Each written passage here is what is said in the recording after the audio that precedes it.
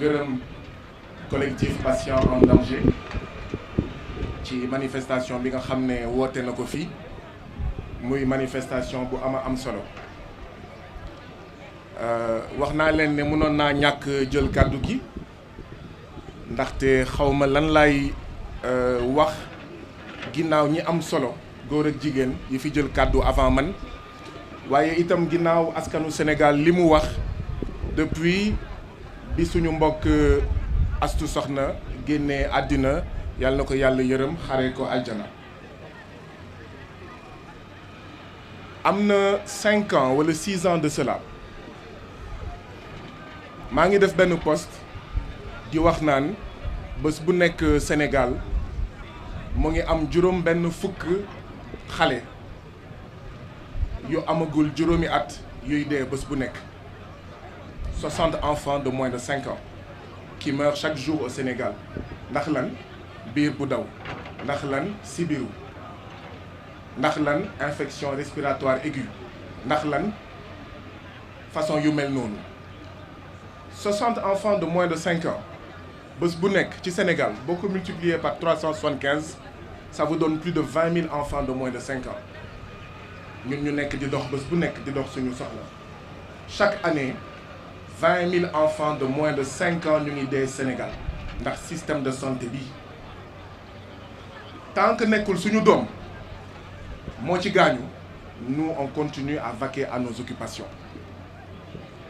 Astou Sokhna nag je crois que daf ñu interpeller ñun ñëpp la interpeller lii xew ci wàllu wér-gu-yaram bi c'est une responsabilité partagée mais comme ni ma koy faral di waxee mais différenciée responsabilité partagée mais différenciée waaw yow mii di ma xool yow yaa ngi dëkk ci wetu case de santé musoo dem lijjanti li xew ci case de santé boobu yow mii yaa ngi dëkk ci wetu centre de santé musoo dugg ci centre de santé boobu pour xam ndax li fay xew d'accord jaar na yoon wala jaarul yoon et pourtant yaa ngi nii am nga lu ëpp 30 ans yow yaa ngi dëkk wetu hôpital Fann yaa ngi dëkk wetu xawma dalal jàmm yaa ngi dëkk wetu dalal xel waaye musoo taxawaalu foofu ndaxte sa yoon newu ci léegi nag wax ji mooy ndax dañoo ñëw fii tey pour avoir la conscience tranquille et après manifestation bu jeexee on reprend les mêmes et on recommence chacun va vaquer à ses occupations responsabilité partagée mais différenciée ndaxte ñun ñëpp am nañ ci responsabilité dafa am ay comité de santé ci biir réew mi yoo xam ne foofu la ñuy falee ay nit ñooñu di yéeg ba teewal ñu dans les conseils d'administration des hôpitaux kan moo mës a lijjanti ñii bokk ci conseil d'administration hôpital Fann ñii bokk ci conseil d'administration hôpital Sakhir Mbaye bu Louga kan moo ko mës a lijjanti kan moo mës a lijjanti ñii ñuy teewal ci conseil d'administration hôpitaux yi nekk suñuy gox suñuy département wala suñuy région kan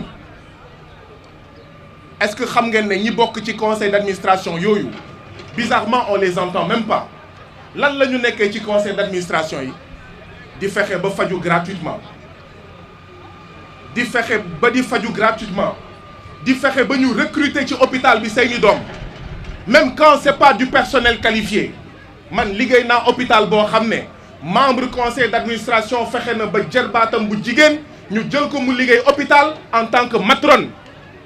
Ceux qui connaissent la santé xam nañ ne une matrone n'a rien à faire dans un hôpital c'est du personnel qualifié ñun est-ce que xam nañ ñi ñuy teewal ci conseil d'administration yi liñ fa nekkee mooy fexe ba ñu jël seen doom fexe ba ñu faju gratuitement waaye itam fexe ba di yokk les indemnités de session ndaxte saay bu conseil d'administration hôpital réunion wee ñu ngi lay jox indemnité de session nekkoon naa hôpital boo xam ne mu ngi bokk ci ñetti région wala ñaari région yi gën a ndóol ci Sénégal waa conseil d'administration bi seen indemnité de session maanaam saay bu ñu wootee réunion 50 000 lañ leen doon fay ñu jékki-jékki rek ne 50 000 dafa tuuti dañ ko bëgg a aligner ci les membres des autres conseils d'administration yi nekk ci yeneen hôpital yi nekk ci Sénégal ngeen foog ne dëgg la ñooñu fa teewal mais ñooñu buñ ñu fa teewalee di def li may wax nii ñun la neex c'est de notre faute aussi. Donc de la même manière que légitimement nous devons frapper sur les agents de santé canailles, les agents de santé indignes, nous devons également frapper sur nous. Et je dis immédiatement après, oui, il y a des agents de santé dignes, il y a des agents de santé dévoués. ñoom ñoo yore ci seen loos li ñuy woowee hôpital, centre de santé, poste de santé ba ci case de santé. nekk naa ci hôpital boo xam ne nekk naa ci hôpital boo xam ne directeur beeg ñenn ci liggéeykat yi nekkee wuñ fa dara lu dul carburant hôpital bi ndaxte chaque année ci budget hôpital y a un volet carburant jël carburant hôpital bi di jox préfet jël carburant hôpital bi di may gouverneur jël carburant hôpital bi di may ñenn ci suñu kilifa diine yi waaw nañ ko waxte dee. Et nous attendons la voix de nos kilifa diine hôpital boobu ma bokkoon carburant bi ñu ngi ko doon jox ñenn ci kilifa diine yi fekk ne ñii di yeewoo ci gox boobu bés bu nekk amuñu xaalis bu ñu fayee seen évacuation. liggéey naa hôpital boo xam ne jigéen ñëw na fa faju ñu faj ko ba mu wér mu war a ñibbi ñu ne ko doo dem tant que fayoo dañ ko séquestrer pendant ay jours. li may wax ni du léeboon lippoon ba doomam bi mu àndaloon ci hôpital bi dem ba miinanteeg personnelu hôpital bi yëpp ñuy xaar xaalis dugg pour ñu bàyyi ko mu ñibbi. Voilà ce qui se passe dans nos structures de santé. moo tax tamit foog ñu jóg suñu bopp lijjanti ces structures de santé là waaye tamit bokk naa liggéey naa hôpital boo xam ne il y a des agents de santé dignes patriotes dévoués. mais il y a des agents de santé yoo xam ne ngoon boo demee seen kër gaawu hôpital bi foofu nga koy fekk eau de javel hôpital bi seen kër nga koy fekk. liggéey naa hôpital boo xam ne la seule boutique bi nekk ci hôpital bi c'est le leader syndical régional moo ko moom. kon xam ngeen ne lii mooy expliquer situation bi nga xam ne moo xew ci hôpital bi mbokk yi bu ñu amulee xaalis bu doy. pour am sage-femme yu doy. Il y a quelque temps de cela, xawma les nouveaux chiffres, nous avions un gap de 4000 sages-femmes. Sénégal li mu war a am ci sage-femme manqué leen na si ñeenti junni. Mais comment voulez-vous avec un déficit de 4000 sages-femmes? Ça veut dire que sage-femme yi di liggéey ñu ngi liggéey pour ñoom waaye itam pour 4000 autres personnes qui n'existent pas. Ce n'est pas pour justifier quoi que ce soit, mais un gap de 4000 sages-femmes, de 2000 sages-femmes fu mu am. Erreur médicale am fu mu am njumte am fu mu am erreur am moo tax oui les agents de santé yi nga xam ne qui ne sont pas suffisamment professionnels nous devons les critiquer mais nous devons comprendre que c'est tout un système qui encourage cette situation-là. C'est tout un système boo xam ne dañuy faral di wax rongañu baadoola mooy cimetière buur mais ngir président Macky Sall am 8 milliards de fonds politiques il faut que ñu am sage-femme yu manqué il faut que ñu am ay médecins yu manqué. Voilà le lien qu'il faut faire. ngir président Moustapha Niasse Assemblée nationale am 500 millions de fonds politiques chaque année yoo xam ne kenn du ko contrôler mais nécessairement il faut que région lëm bañ a am spécialiste. da ngay dem région doo fa fekk pédiatre ñun Dakar ñun ñoo am le luxe d'avoir des pédiatres. doo fa fekk médecin psychiatrique médecin boo xam ne sa spécialisation c'est la psychiatrie une fois par mois lay dem ci yenn gox yi parce que nous n'en avons pas assez. Pourquoi? Parce que ñi ñu jiite parce que suñu élite dañoo aaki moo alal yi. Je termine, je suis trop long. 1979 le FMI ak Banque mondiale commençaient à appliquer les plans d'ajustement structurel en Afrique notamment au Sénégal. Et ci plan d'ajustement structurel yooyu c'était moins d'argent dans les secteurs dits sociaux et les secteurs dits sociaux c'est notamment l'école et l'hôpital. Donc moo tax également ça va très très loin bu ñuy wax FMI ak Banque mondiale mënuñu développer réew ñoo ñuy suuxal foofu la jóge. Dans le dernier communiqué du Conseil des ministres ils ont annoncé que ñu xoolaat la réforme hospitalière de 1998. La réforme hospitalière de 1998 a transformé l'hôpital en entreprise.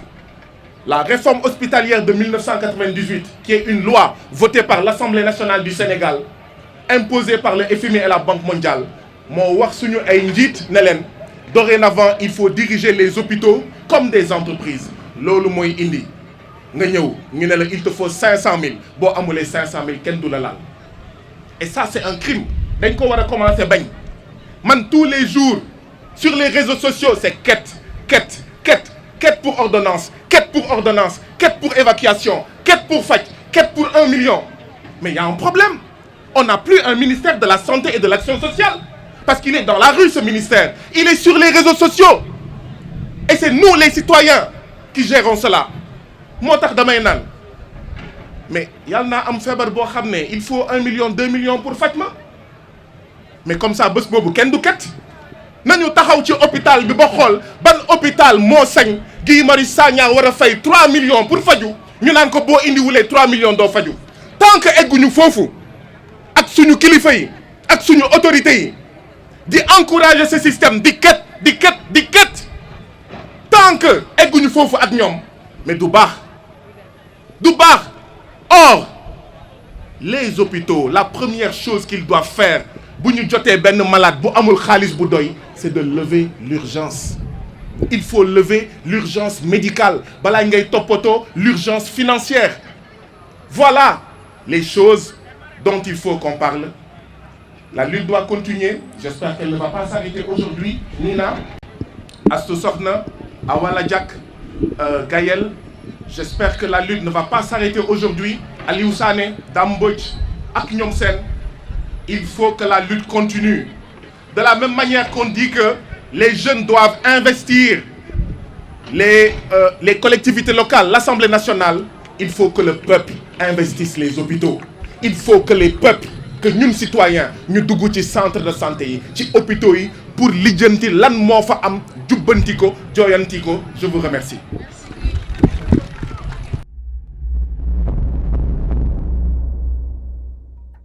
cheetetetet mais yow sawaay yow fu ñu la fekk yaa ngi ci kanamu ordinateur bi wala sa kanamu tablette ba sa téléphone portable lu xew mais damay lire ay information waaw xoolal boo bëgg am ay information yu leer nañ et en temps réel duggal ci www.senegal7.com ay information yu wóor man de maa ngi application Sénégal 7 lépp lu xew dama koy jot ci sama téléphone ci tàng bi te nag application Sénégal 7 am ko yomb na da ngay dugg ci Play Store wala Apple Store nga télécharger ko rek xam li xew ci réew mi ak la xew ci bitim réew te nag dara du la ci umpu. Vous voulez des informations en temps réel? Cliquez sur www.senegal7.com. Sénégal 7, le roi de l'information en temps réel.